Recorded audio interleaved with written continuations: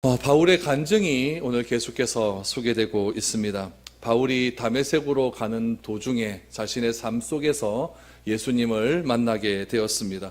예수님을 만난 후 바울은 다메섹에서 하나님이 준비하신 아나니아를 만나게 되죠. 아나니아를 만난 후에 바울은 아라비아에서 3년간의 삶을 거치고 예루살렘으로 다시 돌아오게 됩니다. 예루살렘에 돌아온 바울은 많은 그리스도인과 교제를 하기를 원했습니다. 이제 그는 예수님을 믿는 유대인들을 핍박하고 죽이는 그러한 살인자가 아니라 이제 진정한 예수를 그리스도로 믿는 그리스도인이 되었기 때문에 예루살렘에 있는 사람들과 교제하기를 원했습니다.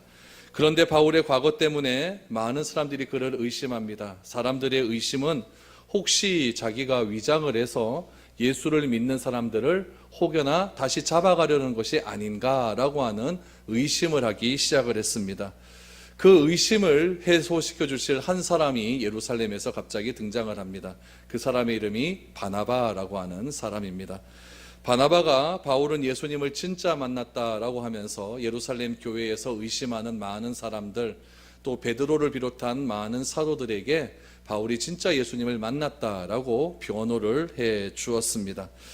그러나 사람이 한번 머릿속에 들어박힌 사람에 대한 인식이 그렇게 쉽게 변하는 건 아닌 것 같습니다. 옆에서 그렇지 않다라고 해도, 옆에서 진짜 예수님을 만나서 변화되었다라고 말을 해도 사람들이 그 말을 믿지 않는 것입니다. 오늘 그 이후에 바울이 어떤 이야기가 펼쳐지고 있는가? 사도행전 9장에는 9장에서 바울이 이제 예수님을 경험하고 그 이후의 이야기가 계속 이어지고 있는데, 오늘 바울의 이런 삶의 간증을 통해서 9장에서 나타나지 않는 또 다른 이야기가 등장을 하게 됩니다. 오늘 그 이야기를 여러분들과 함께 나눠보고 싶습니다. 여러분 17절, 18절 말씀입니다. 후에 내가 예루살렘으로 돌아와서 성전에서 기도할 때의 황홀한 중 봄에 주께서 내게 말씀하시되 속히 예루살렘에서 나가라. 그들은 내가 내게 대하여 증언하는 말을 듣지 아니하리라 하시거늘. 바울이 예루살렘에서 좀 더 많은 그리스도인들과 교제하기를 원했습니다. 그런데 상황이 그렇지 않은 거죠. 자꾸 바울을 오해하게 됩니다. 그때 바울이 기도하기 시작했습니다. 하나님 어떻게 하면 좋겠습니까? 라고 했었을 때 비몽사몽 중에 하나님께서 음성이 들리기 시작하죠. 그것은 무엇이냐면은 예루살렘을 빨리 떠나라 라고 하는 음성이었습니다. 바울이 예루살렘에 온 여정은 굉장히 힘든 여정이었습니다. 예루살렘에서 다메섹까지 가는 길이 한 218km, 220km쯤 되죠. 가는 길에 예수님을 만나게 되었고, 바울이 다메섹에서 아라비아까지 가는 거리가 이게 한 700-800km 됩니다. 아라비아까지 갔다가 아라비아에서 다시 다메섹으로 갔다가 다메섹에서 다시 예루살렘으로 온 그 거리가, 여러분 이거는 상상도 못할 그런 아주 먼 거리입니다. 먼 거리를 거쳐서 바울이 예루살렘으로 왔다라고 하는 이야기는 무엇이냐면은 이제 예루살렘 교회와 한 마음 한 뜻을 가지고 하나님의 아름다운 복음을 증언하고자 했습니다. 그런데 자신의 계획대로 되지가 않는 겁니다. 이게 참 문제입니다. 우리의 생각대로는 내 계획대로 이렇게 탁탁 움직여주면 참 좋을 것 같은데, 내가 교회를 세우고 교회에 또 헌신을 하고 교회에서 또 다양한 사역을 하면서 내가 계획한 대로 딱딱 하면 좋을 것 같은데 그게 계획대로 잘 되지 않는 겁니다. 그게 참 넌센스죠. 하나님을 위한 일을 하겠고 하나님을 사랑한다고 내가 행함을 함에도 불구하고 하나님께서 자꾸 그 일을 막으시는 경우를 보게 되는 거죠. 오늘 본문에도 보면 바울은 계획은 무엇이었냐면 그 먼 길을 갔다 오면서 바울은 예루살렘 교회에서 성도들과 깊은 교제를 하기를 원했습니다. 그런데 하나님의 메시지는 무엇이었냐면은 빨리 예루살렘을 떠나라 라고 말을 합니다.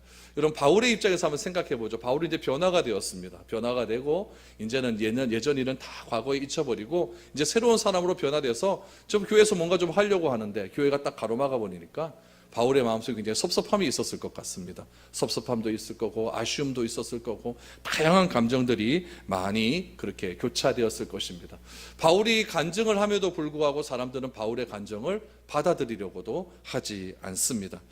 아마도 바울은 자신의 심정을 알아주지 못하는 그런 예루살렘 사람들도 인하여서 많은 서운함이 있었을 겁니다. 그러나 바울이 여기서 참 중요한 생각을 바꾼 것이 무엇이냐면은 자신의 과거를 한번 되돌아보는 겁니다. 왜 이 사람이 나를 이렇게 거부할까? 자신의 과거를 되돌아보니 그럴 수도 있겠다라고 하는 생각이 드는 겁니다. 얼마나 바울이 못했습니까? 그렇죠? 예수 믿는 사람 다 잡아 죽이고 스데반 돌로 쳐 죽이는데 자기가 책임지겠다 그러고 이제 됐다 그러니까 그걸로 안 된다 그러면서 예루살렘 공회에 가가지고 제사장과 장로들한테 구속영장 돌라 그래갖고 시키지도 않은 다메섹까지 올라가고 사람 죽이겠다고 가니까 여러분, 이런 과거를 있는 사람이 교회에서 어떻게 받아들일 수가 있겠습니까? 그러니까 참 이게 힘든 거예요. 바울은 예수 믿고 이제 거듭났습니다. 그래서 정작 나 자신은 과거 청산 다 했지만은 다른 사람은 아직도 바울을 삐딱하게 보는데 문제가 있다는 거예요. 여러분, 우리 교회도 그럴 수 있는 거 아니에요? 우리 교회에서 크게 사고치고 나갔어요. 막 교회를 정말 어렵게 해서 나갔어요. 나갔다가 그분이 진짜 무슨 은혜를 받고 해가지고 다 회개하고 돌아왔단 말이에요. 그럼 우리 교회 사람들이 그 사람 받아들이겠습니까? 안 그러겠습니까? 그런 삶이 있을 수 있다는 이야기죠. 바울이 그런 갈등에 하나님께 기도하고 있었는데 하나님께서 어디로 가라? 예루살렘으로 돌아가라. 예루살렘으로 빨리 떠나라. 그들은 내게 대하여 증언하는 말을 듣지도 않을 것이다. 이 말은 이거 처음 나오는 말입니다. 사도행전 앞에서 하나도 나오지 않았던 말인데 처음 이런 얘기가 있었다라는 이야기죠. 그래서 바울은 하나님의 말씀을 인정하기 시작합니다. 19절 보십시오. 내가 말하기를 주님, 내가 주를 믿는 사람들을 가두고 또 각 회당에서 때리고 또 주의 증인 스데반이 피를 흘릴 때에 내가 곁에 서서 찬성하고 그 죽이는 사람들의 옷을 지킨 줄 그들도 아나이다. 자기가 과거에 있는 일을 다 고백하지 않습니까? 예루살렘에 오기 얼마 전까지만 해도 바울은 그런 사람이었습니다. 또 공문서를 가지고 다메섹까지 사람 죽이려고 갔던 그런 사람이었습니다. 그런 그의 소문은 사람들 사이에서 허다하게 퍼졌을 것입니다. 더 대단한 건 무엇입니까? 스데반의 순교 앞에서 내가 그 스데반의 죽음을 책임지겠다고 하는 옷을 내가 지켰다라고 하는 그런 책임감 있는 그런 사람이었습니다. 그렇기 때문에 자신의 과거를 생각하면은 받아들이지 않는 게 당연하다라고 하는 그런 마음을 하게 된 거죠. 그러나 하나님의 마음은 달랐습니다. 하나님은 예루살렘을 떠나라. 바울이 아쉬웠죠. 하나님, 내가 과거에 이런 짓을 했습니다. 그러자 하나님께서 바울에게 새로운 메시지를 줍니다. 하나님께서 예루살렘을 떠나라고 하는 데는 다 그 이유가 있다는 이야기죠. 바울의 생각은 어디에 머물고 싶었습니까? 예루살렘에 머물고 싶었는데 하나님의 생각은 예루살렘을 떠나라는 이야기입니다. 그러면 왜 하나님께서 예루살렘을 떠나라고 했는가? 오늘 21절 말씀해 보니까 그 이유를 이렇게 말합니다. 나더러 또 이르되 떠나라, 내가 너를 멀리 이방인에게로 보내리라 하셨느니라. 여러분, 언뜻 보면 주님의 생각과 바울의 생각이 비슷한 것 같아 보입니다. 그러나 더 깊은 곳을 달아보면 하나님과 바울 사이에 큰 차이가 있다는 것을 우리가 알게 되죠. 주님이 바울에게 예루살렘을 떠나라고 말씀하신 동기는 무엇이었냐면은 바로 자신의 삶을 통하여서 이방인들에게 복음을 증거하라라고 하는 메시지가 담겨져 있었다는 이야기입니다. 바울이 예루살렘을 떠나려고 하는 이유는 무엇이었냐면은 하나님으로부터 말씀을 들었지만 바울의 생각은 왜 떠나야 되는가? 오늘 20절에 말씀하신 대로 나는 예전에 과거가 있었던 사람이기 때문에 난 떠나야 된다라고 일단은 인정을 했는데, 하나님 말씀에 인정을 했는데 하나님은 그것 때문이 아니라는 거죠. 그것 때문이 아니라 하나님은 또 다른 계획을 가지고 있었던 거예요. 그 계획은 무엇이냐면은 21절 말씀처럼 내가 너를 멀리 이방인에게로 보내리라, 이런 계획을 가지고 있었던 거죠. 여러분, 떠난다는 것은 똑같습니다. 그러나 그 동기가 다른 거예요. 바울이 떠나려고 하는 동기는 뭐다? 내가 과거에 이런 일을 했기 때문에. 하나님이 떠나라고 하는 동기는 무엇이다? 네가 떠남을 통해서 더 큰 하나님의 사역을 하라고 하시기 때문에. 여러분, 우리는 이런 경우가 얼마나 많습니까? 하나님의 생각과 내 생각이 어떤 결과론적에서 보면 같은 것 같은데 과정이, 동기가 틀린 경우가 참 많이 있어요. 여러분, 이런 것들을 가만히 보면은 이사야서 말씀을 우리가 한번 봐야 됩니다. 여러분, 이사야 55장 말씀을 한번 보십시오. 55장 8절 말씀에 보면은 하나님이 우리에게 이렇게 말씀하십니다. 시작. 이는 내 생각이 너희의 생각과 다르며 내 길은 너희의 길과 다름이니라. 여호와의 말씀이니라. 이게 정답입니다. 내 생각대로 되어지면 하나님이 뭐가 필요하겠습니까? 내 생각과 내 계획대로 되면 뭐 기도할 필요가 뭐가 있겠습니까? 그러나 우리가 하나님의 말씀을 봐야 되고 예배를 드려야 되고 기도해야 되는 이유는 무엇이냐면은 하나님의 생각과 내 생각은 다르기 때문에 그렇다는 이야기입니다. 우리가 예수를 믿죠. 또 하나님을 믿죠. 교회를 다니면서도 우리는 실제적으로 하나님을 바라보지 못하고 그냥 이 땅에서의 생각만 가지고 살아갈 때가 참 많이 있습니다. 또 성경을 우리가 읽는다고는 하지만 성경을 올라바로 보지 못하고 성경 자체에 나타난 하나님을 발견하지 못하고 그냥 내 뜻과 상황에 맞는 말씀만 내가 딱 골라가지고 그 말씀이 나를 붙든다라고 생각하면서 그렇게 살아갈 때도 참 많이 있습니다. 그러면서도 내 뜻이 이루어지기를 바라고 있습니다. 하나님께서 요거 하나만 이루어 주시면 될 것 같은데 왜 요게 안 이루어지는가? 이런 경우가 얼마나 많이 있습니까? 바울도 예외는 아니었죠. 바울의 생각은 예루살렘에 머무는 것이었습니다. 근데 하나님의 음성이 들리니까 떠나라 그러니까 나는 이래서 떠나야 되는구나. 바울의 생각은 과거 때문에 떠나야 되는구나. 그러나 하나님의 생각은 더 큰 생각이 있다는 이야기죠. 이처럼 우리가 하나님의 뜻을 제대로 이해하지 못하고 바로 깨닫지 못할 때 우리 마음에 생기는 감정은 무엇이냐면은 섭섭함입니다. 원망이죠. 왜 하나님께서 자꾸 나에게 괴롭힐까? 왜 이렇게 자꾸 이렇게 어려운 일만 계속 지속될까? 이런 원망과 섭섭함이 많이 있습니다. 그러나 하나님은 언제나 새 일을 행하신다는 것을 기억하시기 바랍니다. 내 계획과 내 뜻대로 잘 이루어지지 않는다 할지라도 오늘 이사야 55장 8절 말씀을 꼭 기억하십시오. 내 생각이 너희 생각과 다르며 내 길은 너희의 길과 다름이라. 이 다름을 어떻게 인정할 수 있겠습니까? 하나님의 생각과 내 생각이 다르고 하나님의 길과 내 길이 다르다는 이 다름을 인정할 수 있는 방법은 딱 한 가지밖에 없습니다. 믿음입니다. 믿음입니다. 하나님을 믿는 거죠. 하나님은 전능하신 분이다. 이걸 믿지 못하면 어쩔 수 없습니다. 그냥 넘어지는 거예요. 계속 이제 불평불만만 할 수밖에 없는 거죠. 그러나 내 생각과 내 길이 다른 그 상황 속에서도 내가 하나님을 굳건하게 믿는 전능하신 하나님이라고 하는 사실을 굳건하게 믿는 그런 믿음이 있다고 한다면 내 고집을 다 내려놓고 하나님의 뜻을 따라 살아갈 수 있게 된다는 이야기죠. 여러분, 이것이 우리 예수 믿는 자의 신앙 생활입니다. 유대인들에게 지금 바울이 지금 변호를 하고 있지 않습니까? 나는 이러한 삶을 살았다. 이러한 삶을 살았다. 유대인들이 바울의 변호를 듣다가 띵 머리에 받치는 말이 하나 있었습니다. 그것이 무엇이었냐면은 바울은 지금 자기의 과거의 일 때문에 예루살렘을 떠나려고 했다. 그런데 하나님께서는 무엇 때문에 떠나려고 하냐면은 너는 이방인을 위한 사도로 내가 너에게 쓰이겠다라고 했는데 이 이야기를 하자 그 당시에 있었던 예루살렘의 소동을 일으켰던 수많은 사람들이 바울이 얘기한 이 한마디 때문에 확 돌아가는 겁니다. 그 말이 뭐였냐면은 이방인이란 말입니다. 이방인. 바울을 회심시키는 것 받아들일 수 있다는 이야기예요. 그것까지 받아들일 수 있는데 바울이 유대인을 회심시키기 위해서 하나님이 불렀다라는 것은 유대인들도 받아들일 수 있습니다. 그러나 갑자기 바울이 한 말이 무엇이었냐면은 하나님이 나를 회심시키는 목적은 뭐라고요? 이방인을 회심시키기 위한 목적으로 나를 불렀다라고 하니까 유대인들이 돌아버리는 겁니다. 왜 그랬을까요? 유대인들의 생각은 하나님은 나의 하나님입니다. 우리 유대인 민족의 하나님이에요. 하나님은 너의 하나님이 될 수 없어요. 오로지 나의 하나님이죠. 하나님은 나의 하나님이지 내 옆 사람의 하나님은 아닙니다. 이게 유대인들의 편협한 생각이고 저와 나의 생각입니다. 여러분과 우리의 생각이죠. 우리 교회만 얘기하잖아요. 남의 교회 얘기는 별로 얘기하지 않습니다. 우리 교회만 얘기하잖아요.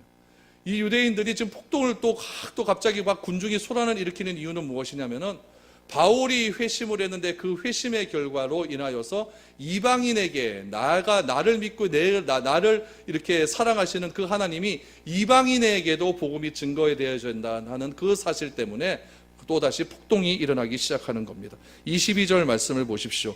이 말하는 것까지 그들이 듣다가 소리질러 이르되 이러한 자는 세상에서 없애버리자 살려둘 자가 아니라 하여 떠들며 옷을 벗어 던지고 티끝을 공중에 날렸다라고 말합니다. 이방인이라고 하는 말이 나오자마자 하는 행동이 이런 얘기였다는 이야기요. 떠들기 시작합니다. 뭐라고 합니까? 이런 자는 살려둘 필요가 없다. 무슨 말입니까? 하나님을 하나님을 자기들이 생각하는 생각의 틀에 딱 가두어 버리는 겁니다. 오늘날에도 이런 경우가 얼마나 많이 있습니까?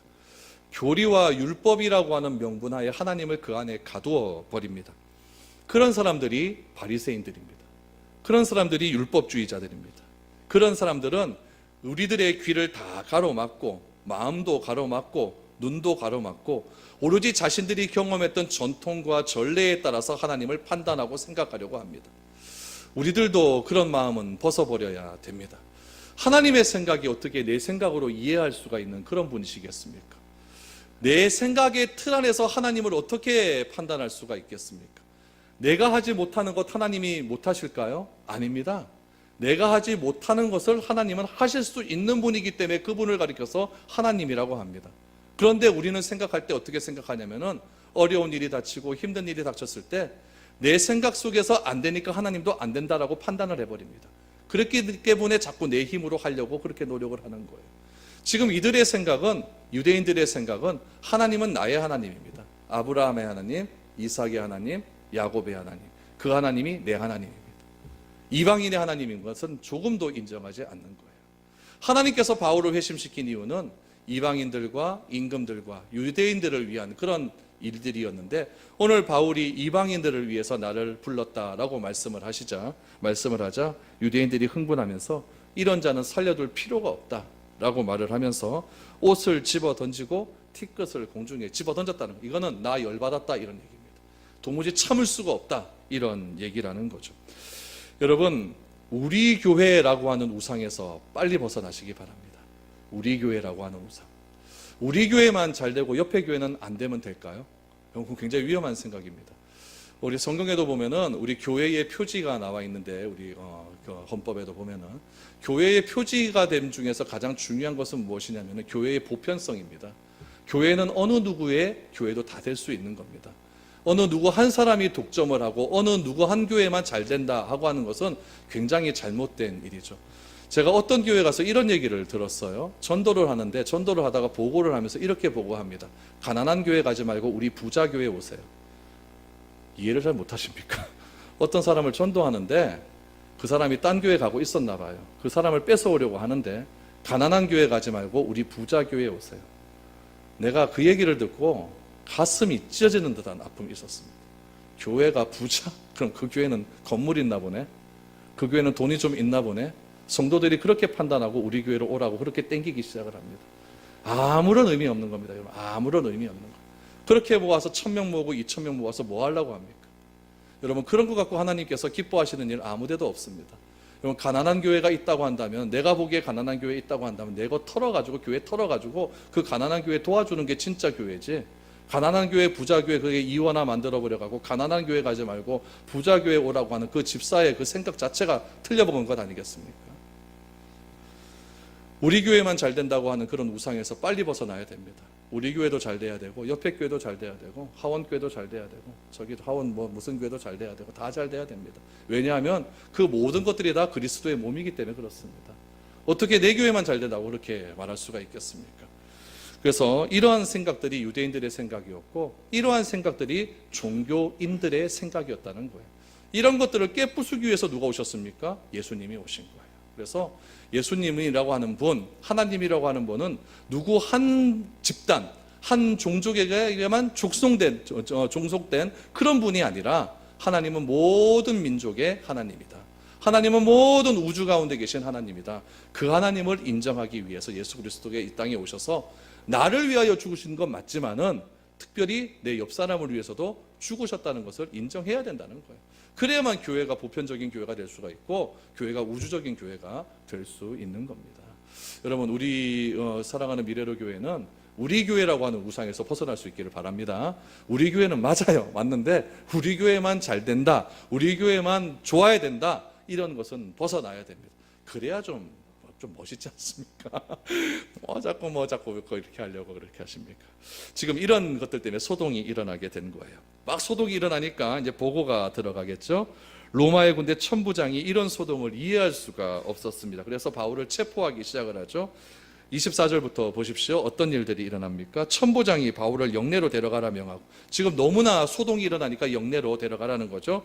그들이 무슨 일로 이에 대하여 떠드는지 알고자 하여 책짓질하며 신문하라 함대 가죽줄로 바울을 매니 바울 곁에 서 있던 백부장더러 이르되 너희가 로마 시민된 자를 죄도 정하지 아니하고 채찍질할 수 있느냐 하니, 백부장이 듣고 가서 천부장에게 전하 이르되 어찌하려 하느냐, 이는 로마 시민이라 하니.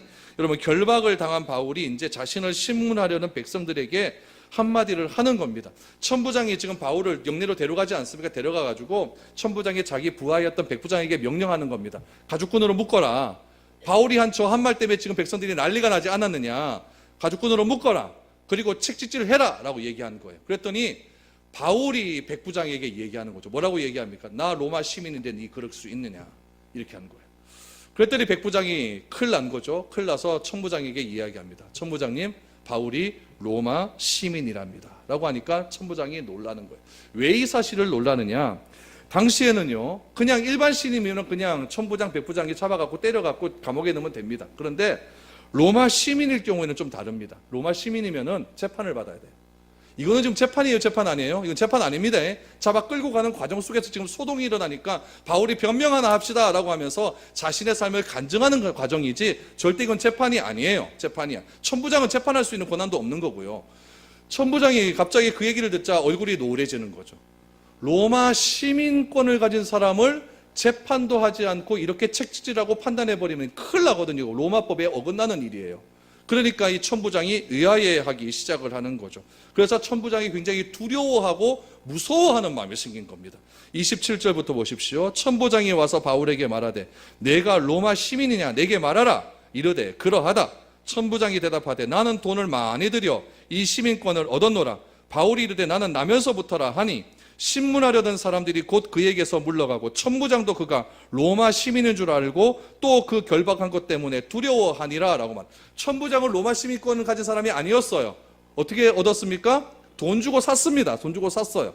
많은 돈을 줬겠죠? 그런데 나는 돈 주고 샀는데 니는 먹고, 그랬더니 바울은 뭐라고 합니까? 난 태어날 때부터인데. 이거는 여러분 출생 신고가 다른 겁니다. 그게 다른 거죠. 그렇죠? 이거는 완전 금수저 흑수저예요.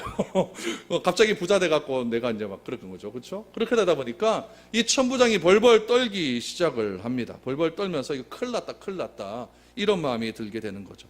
여러분, 여기서 우리가 알 수 있는 사실 하나가 있습니다. 잘 보세요. 바울이 그동안 전도 여행 때는요, 전도 여행 때는 어떻게 했냐면은 결박당하고 그러면 다 도망갔습니다. 다 도망가서 다메섹에서도 전도하다가 안 되니까 성벽 타고 내려오지 않습니까? 그러면서 막 도망갔어요. 그 당시에 성벽을 타고 내려와서 도망갔다는 것은 최고의 군인에게 있어서 수치스러운 일입니다. 전쟁에서 지면 성벽 타고 도망가서 밤중에 막 도망가 버리거든요. 그게 제일 수치스러운 일이었는데 바울은 다메섹에서 그렇게 도망갔거든요. 에베소에서도 보십시오. 에베소에서도 막 극장에서 막 난리가 나지 않습니까? 그래서 에베소의 극장에 들어가려고 하니까 그 에베소에 있는 관리들이 당신은 들어가면 안 된다, 안 된다 이렇게 말리지 않습니까? 바울이 굳이 들어가지 않았어요. 도망갔다는 얘기예요. 근데 여기서는 어떻게 하냐? 도망가지 않습니다. 막 붙기 시작하는 거예요. 왜 그럴까요? 이유는 딱 하나예요. 바울의 마음속에 전하고 싶은 분이 하나 있기 때문에 그래요. 이건 도망가서 될 일이 아니기 때문에 그래요. 누구를 전하고 싶었을까요? 예수님 전하고 싶었던 거예요. 지금 바울은 채찍에 맞느냐 안 맞느냐 이게 중요한 게 아니에요. 바울이 지금 로마의 시민권이라고 밝힌 이유는 무엇이냐면은 이거 말하면 내가 채찍질 안 당한다. 이거 다 알고 있어요. 이것 때문에 그런 게 아니에요.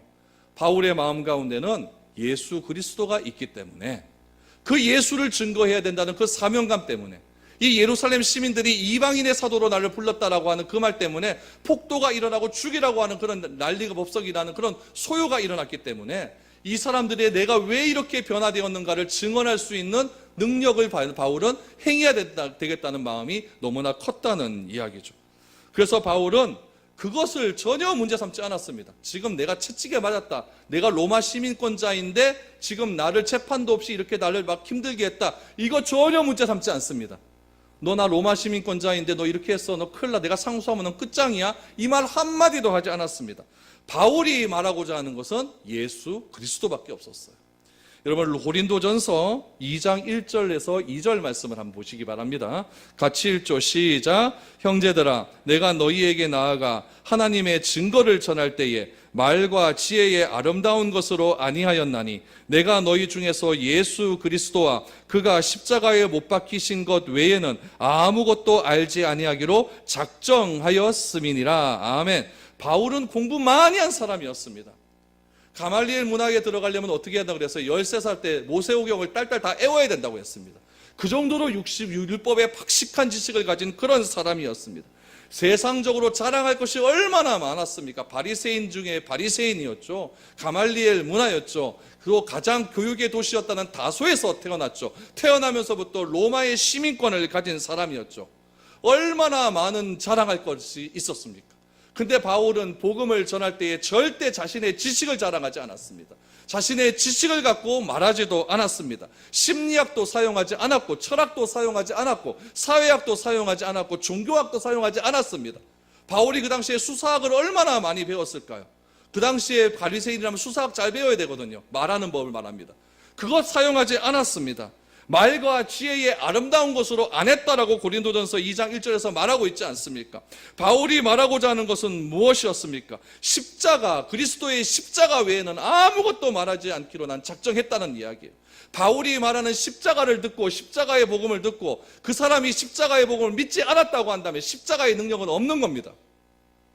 부활하신 예수 그리스도의 능력을 받아갖고 부활을 증거했음에도 불구하고 그 사람이 부활을 믿지 않는다고 한다면 부활의 능력이 없는 거죠.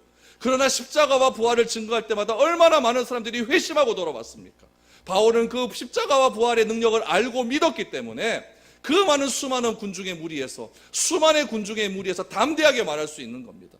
또 한 군데 보십시오. 고린도후서 1장 8절과 9절 말씀입니다. 같이 한번 읽어보죠. 시작. 형제들아, 우리가 아시아에서 당한 환난을 너희가 모르기를 원하지 아니하노니 힘에 겹도록 심한 고난을 당하여 살 소망까지 끊어지고 우리는 우리 자신이 사형 선고를 받는 줄 알았으니 이는 우리로 자기를 의지하지 말고 오직 죽은 자를 다시 살리시는 하나님만 의지하게 하심이라. 이렇게 말을 했습니다. 바울은 한 인간으로서 깊은 고독이 있었어요. 고뇌가 있었어요. 외로움이 있었습니다. 누가 이 사람에게 친구가 되어줄 사람이 누가 있었고 누가 이 사람의 위로자가 될 수가 있었습니까? 바울이라고 하는 영화를 보니까요, 바울이 감옥에 갇혔어요. 감옥에 갇혔더니 유일하게 바울을 찾아오는 사람이 하나 있습니다. 사도행전을 쓴 누가가 찾아왔어요. 누가가 찾아와서 심한 고난을 받고 채찍질 맞는 바울이 완전히 뻗어 있는 것을 보면서 누가가 심한 고민을 합니다. 내가 이 글을 써야 되는가? 그때 바울이 누가에게 말하죠. 내가 당한 그런 모든 일들을 하나도 빠짐없이 쓰라라고 이야기합니다. 누가가 목숨을 걸고 감옥에 들어갑니다. 들어가서 바울이 전한 모든 것들을 하나하나 쓰기를 시작합니다. 여러분, 그 안에서 무슨 바울이 살 소망이 있겠습니까? 채찍질을 맞아갖고 제대로 앉지도 못하고 척추가 휘어져서 제대로 앉지도 못하는 그런 바울의 삶 가운데 무슨 소망이 있고 무슨 살의 희망이 있겠습니까? 누가 그에게 가서 친구가 되어줄 사람이 과연 누가 있겠습니까? 그러나 바울은 그런 과정들 속에서 오로지 의지하시는 분이 하나 있었다는 이야기예요. 그분이 누굽니까? 자기를 의지하지 말고 오직 죽은 자를 다시 살리시는 그 하나님만 의지하게 하려 함이라. 아멘. 이게 바울의 믿음이었어요. 우리는 조금만 힘들고 어려운 일이 오면은 누가 내 마음을 이해해 주기를 원하잖아요. 누가 내 마음 이해해 줘서 그 이해하는 마음을 가지고 같이 울어주기를 원하잖아요. 그러다가 그 사람이 조금만 섭섭한 소리 하면 어떻게 나한테 그럴 수 있느냐? 네가 나한테 어떻게 그럴 수가 있느냐? 내가 너한테 한 게 어떤데 어떻게 나한테 그럴 수 있느냐? 이런 말 얼마나 많이 합니까? 바울이라고 왜 그런 말 할 줄 몰랐겠습니까? 그러나 그 심한 고난과 어려운 상황 속에서도 바울이 오로지 의지하는 것은 무엇이냐면은 죽은 자를 다시 살리시는 하나님만 의지하게 하심이라. 죽은 자를 다시 살리시는 하나님만 의지하게 하기 위해서 바울에게 채찍질을 가하고 그렇게 고난을 당하고 감옥에 들어가게 하나님이 그렇게 하셨다는 이야기예요. 그 상황을 바울은 그렇게 정리하는 겁니다. 도무지 이게 이해가 됩니까? 바울의 삶 속에서 그 십자가와 부활의 능력이 그렇게 능력으로 나타났기 때문에 바울은 어떤 고난이 온다 할지라도 사람 의지하지 않았습니다. 권력 의지하지 않았습니다. 자기가 배웠던 지식 의지하지 않았습니다. 바울이 의지하는 분은 단 한 분입니다. 그 한 분을 어떻게 설명합니까? 오직 죽은 자를 다시 살리시는 하나님만 의지한다. 얼마나 귀한 고백입니까? 바울이 돈이 많아서 휘황찬란한 왕궁에 살면서 이런 말 하면은 별 감흥도 없지요.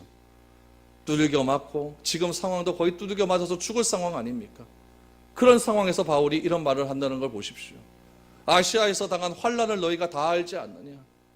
에베소 다니면서 데살로니가 다니면서 터키를 다니면서 얼마나 많은 환난을 당했느냐? 다 알지 않느냐? 그렇게 고난 당하는 이유가 무엇인가? 하나님께서 오직 죽은 자를 다시 살리시는 그 하나님만 의지하기 위해서 나에게 이런 어려운 고난을 줬다. 어떤 고난이 있습니까? 어떤 어려움이 있습니까? 어떤 어려움 때문에 살 소망까지 끊어지는 그런 안타까움이 있습니까? 하나님이 그런 고난을 주신 이유는 사람 의지하지 말고 죽은 자를 다시 살리시는 하나님만 의지하게 하게 하시는 단련의 과정임을 기억하시기 바랍니다. 제가 뭐 이런 말 할 자격이 있겠습니까? 니는 어느 정도 고난을 당해봤냐? 저도 별로 뭐 그렇게 고생은 많이 안 하고 자랐습니다. 그러나 여러분, 이 말씀을 보면서 제가 살아온 삶이 정리가 됩니다. 아, 이래서 이렇게 하셨구나. 이래서 이렇게 하셨구나. 그분 위해서라면 바울은 모든 것을 참고 견뎠습니다. 욕을 먹어도 어떤 환경에 있어도 별 문제 되지 않았습니다. 뭐 꿀리는 것도 없었습니다. 차가 좀 없으면 어떻습니까? 작은 집에 살면 어떻습니까? 통장에 찍히는 돈이 좀 적으면 어떻습니까? 여러분, 그런 것이 우리를 살리는 것이 아니라 나를 살리는 것은 죽은 자를 다시 살리시는 하나님을 의지할 때 나는 살아날 수 있는 겁니다. 30절 말씀 보십시오. 이튿날 천부장은 유대인들이 무슨 일로 그를 고발하는지 진상을 알고자 하여 그 결박을 풀고 명하여 제사장들과 온 공회를 모으고 바울을 데리고 내려가서 그들 앞에 세우니라. 이튿날 천부장이 어떻게 합니까? 이제 재판을 하자는 거죠. 왜요 재판합니까? 로마 시민권이 있으니까 이제 쫄은 거예요. 두려워하죠. 재판을 하기 위해서 바울을 유대인의 대제사장과 공회에 의탁을 했습니다. 제사장과 온 공회를 모았다라고 하지 않습니다. 재판하자는 이야기죠. 여러분, 이런 바울의 삶의 모습들을 가만히 보니까 누가 기억이 나십니까? 겟세마네 동산에 예수님이 보이지 않습니까? 예수님을 로마 군인이 잡아 대제사장에게 이양을 해서 재판을 받게 했던 경우와 오늘 바울이 지금 대제사장 앞에 선 경우가 똑같습니다. 똑같습니다. 지금까지 바울이 육체적인 고통을 겪는 소요 속에 있었지만은 이제는 드디어 정신적인 고통으로 들어갑니다. 정신적인 고통이 있는 재판의 과정으로 들어가는 거예요. 사도 바울은 유대인의 소요 속에서 담대했던 것처럼 대제사장과 공회 재판에서도 굉장히 담대한 모습을 보입니다. 그 담대한 바울의 변호가 이제 사도행전 23장에서 계속 이어지게 됩니다. 어떤 이야기가 나올까요? 다음 주 오면 압니다. 저는 여러분들이 이곳에서 예수님을 여러분들을 이곳에서 제가 만난다고 생각해 본 적이 한 번도 없습니다. 여러분들과 저와 연이 뭐가 있습니까? 과거에 뭐 좀 알았습니까? 뭐 아는 것도 별로 없잖아요. 제 인생에는 별 상관없는 그런 분들이 다 이곳에 모여 있습니다. 그런 분들이 이곳에 모여서 저와 함께 하나님의 나라와 그 일을 위해서 그렇게 달려나간다고 하는 그 자체가 얼마나 감동스럽고 감격스러운지 모릅니다. 제가 살아왔던 환경과는 전혀 상관없는 분들이 이곳에 모인 분들입니다. 제가 기대하고 제가 당연히 올 것이라고 생각했던 분들 아무도 없습니다. 하나님은 제 생각과는 전혀 다른 방법으로 오히려 이런 일을 통해서 하나님의 생각과 내 생각이 다르다는 것을 다시 한번 알게 해주셨습니다. 저는 서울을 너무나 가고 싶었습니다. 서울을 가고 싶어서 그렇게 애를 쓰고 애를 썼습니다. 근데 죽어도 안 돼요. 한 번 되기는 됐는데 딴 데 대구에 가기로 결정 다 되고 난 다음에 그 다음날 서울의 대형교회에서 전화가 왔어요. 이건 하나님께서 무슨 장난을 치시는 겁니까?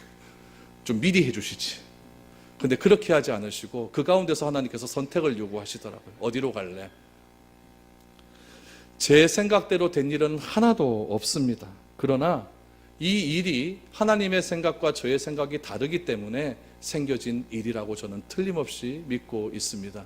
이 일에 반항하지 않고 순종하지 않고 그렇게 달려나왔기 때문에 저와 여러분들은 오늘 이 시간 저와 만날 수 있었던 것이고, 여러분들 주변에 있었던 여러분 옆에 있던 그런 분들, 여러분들과 전혀 상관없는 그런 분들이었는데, 연도 없는 그런 분들이었는데, 이 교회라고 하는 곳에서 하나님의 이름을 부르는 사람들이 모여서 한 마음을 품고 이렇게 오게 된 것입니다.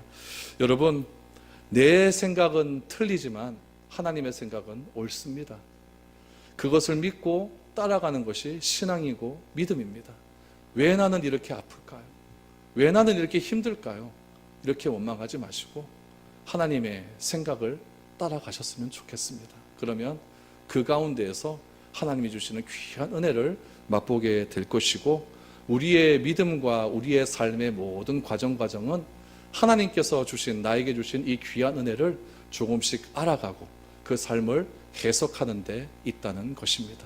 그것을 인정하는 것이 믿음이고, 그것을 인정하고 내 삶 속에 적용시키는 것이 은혜입니다.